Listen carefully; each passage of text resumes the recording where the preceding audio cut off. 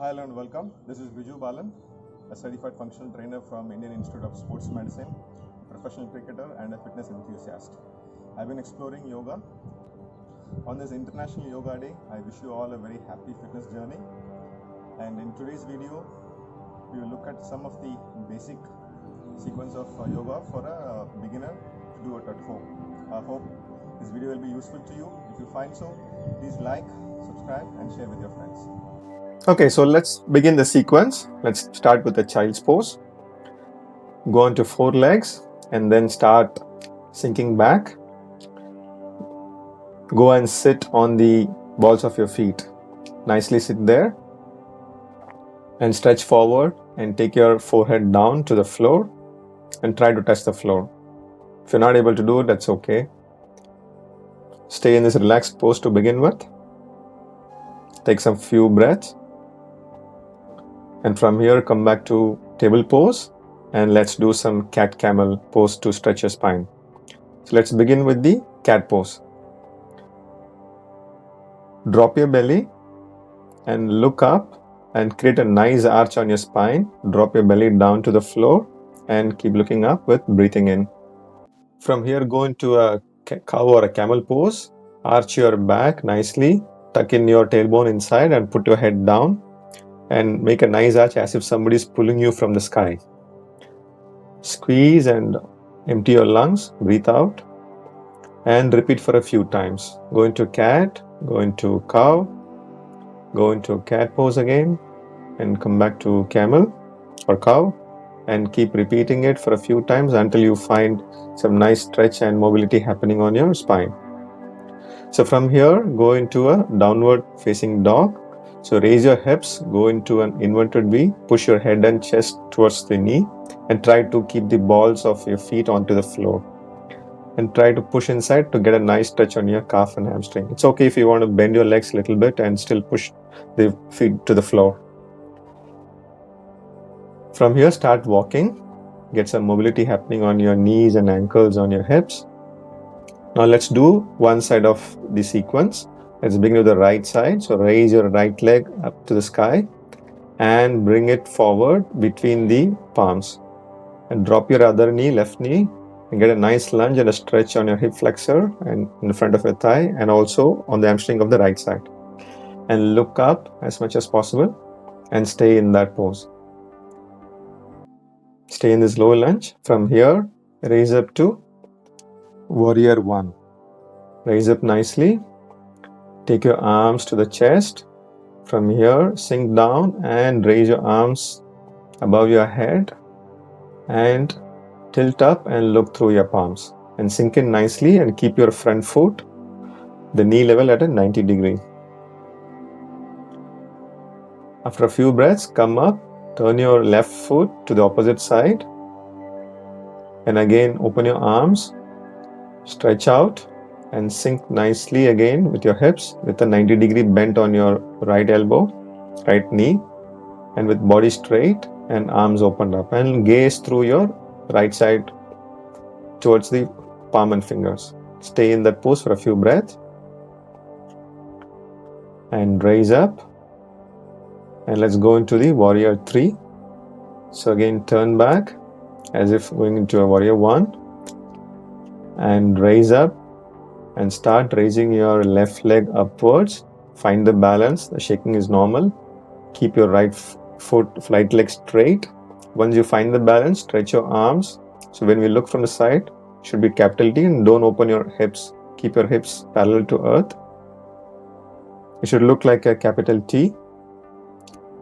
Drop after a few breaths and let's go into reverse warrior. Keep your left arm on your left leg. Start sliding down under your knee and raise your right hand above your head and turn your palms facing you and gaze through your palms. And come back. Go back into a low lunge. Keep your palms on either side of your foot. Get again a nice stretch on your hip flexor. From here, go into plank. Keep a nice flat back. Stay on the tip of your foot and keep a flat back. Tighten up your core. From here, start descending down to chaturanga or a push-up. If you find this very difficult, you can drop your knees on the floor also, but don't go and fall flat with your chest. Stay a 1 inch, 2 inches above the ground, and from here, raise your head to upward facing dog. Raise your hips, raise your thighs, and keep your elbows straight.